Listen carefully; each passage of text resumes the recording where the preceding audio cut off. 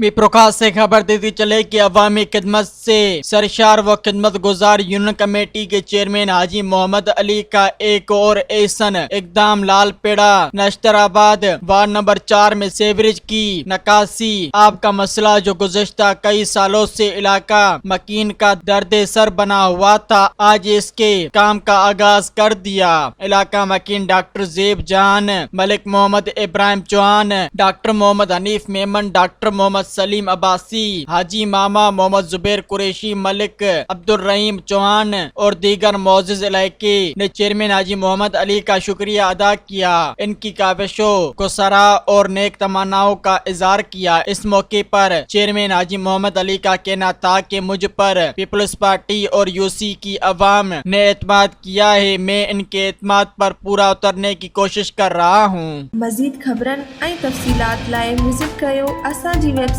www.awamiNewsHD.com ऐं ॾिसंदा रहो अवामी न्यूज़ HD।